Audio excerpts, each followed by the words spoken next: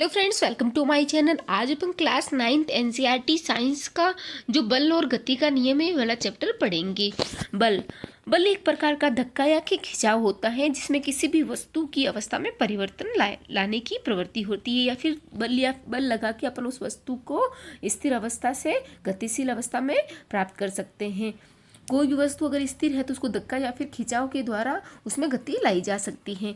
दूसरे शब्दों में किसी वस्तु पर लगने वाले धक्का, खिंचाव या चोट को बल कहते हैं। इसमें वस्तु में गति ला सकने की क्षमता होती है। अब बल के बारे में अपन ने 8th क्लास में भी पढ़ा था, जो 8th साइंस की बुक है उसमें पढ़ा था। शॉर्ट्स में मैंने डाला है कि अभिकर्षण और अपकर्षण, ये खिंचाव और धक्के को ही बल कहते हैं। एक ही बॉक्स है, उसको एक ही तरफ से बल लगाएंगे, दो बल एक ही तरफ से एक ही डायरेक्शन से लगा रहे हैं तो वो बल जुड़ जाते हैं, और अपोजिट डायरेक्शन से लगा रहे हैं तो वो माइनस हो जाते हैं। बल का ऐसा ही मात्रक न्यूटन होता है, और न्यूटन को और अपन क्या लिख सकते हैं, किलोग्राम पर मीटर स्क्वायर। यह एक सदिश राशि होती है। अब देखो, सदिश राशि के बारे में बहुत ज़्यादा कन्फ्यूजन होता है। सदिश राशि एक तो अदिश होती है और एक सदिश। अदिश, मतलब जिसमें दिशा ही ना हो। अदिश, सदिश मतलब जिसमें दिशा हो, दिशा के बारे में कुछ जानकारी दी हुई हो, वो सदिश कहलाती है। जो अदिश राशियाँ होती हैं, चाल, इनमें क्या होती है, जो इनमें दिशा नहीं दी जाती, ओनली परिमाण दिया जाता है। परिमाण क्या होता है, मैग्नीट्यूड, मतलब कोई क्वांटिटी किसी चीज़ की, 50 किलो, 5 किलोमीटर, 2 मीटर, ऐसे कुछ परिमाण, कुछ संख्यात्मक मान होता है।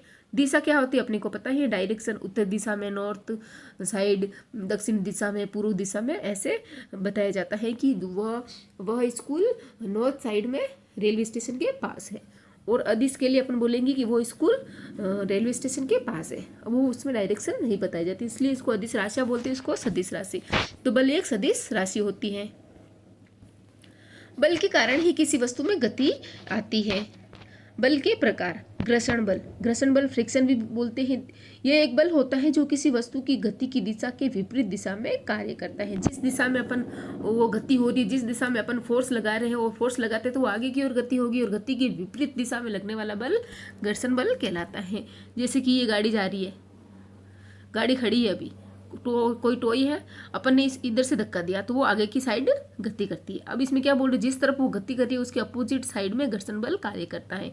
जो ये फ्रिक्शन होता है वो ये वाला होता है, अर्थात इसके अपोजिट साइड में फ्रिक्शन बल कार्य करता है जिस दिशा में गति होती है।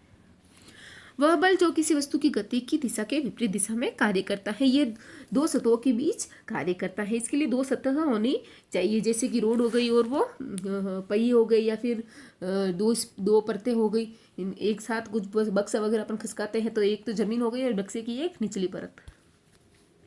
उदाहरण से देखते हैं कि जब हम चलते हैं तो यह बल हमारे चप्पल या जूतों और धरती के बीच कार्य करता है।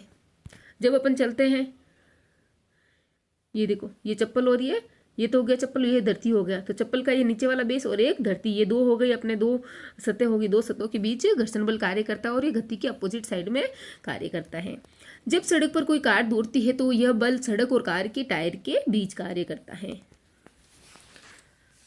अब घर्षण बल को कम करना, अपने को पता है घर्षण बल बढ़ जाएगा तो ज़्यादा घर्षण बल भी हानिकारक होता है। तो किन किन चीज़ों से घर्षण बल को कम किया जा सकता है। चिकनी गोली, चक्कों में बॉल बेयरिंग के उपयोग से घर्षण को कम किया जा सकता है। और चिकनी समतल, जो भी प्लेन सतह होती है उसको रफ ना रख के स्मूथ रखने, अर्थात चिकनी रखने से घर्षण कम हो जाता है। समतल की सतह पर चिकनाई युक्त पदार्थ लुब्रिकेंट का उपयोग करके, कुछ चिकनाई वाला वैसलीन वगैरह पदार्थ लगा देते तो घर्षण कम हो जाता है। दूसरा बल एक अपन ने पढ़ लिया, देखो फ्रिक्शन मतलब घर्षण बल पढ़ लिया अपन ने, और एक है अभिकेंद्रीय बल, सेंट्रीपिटल फोर्स। जब कोई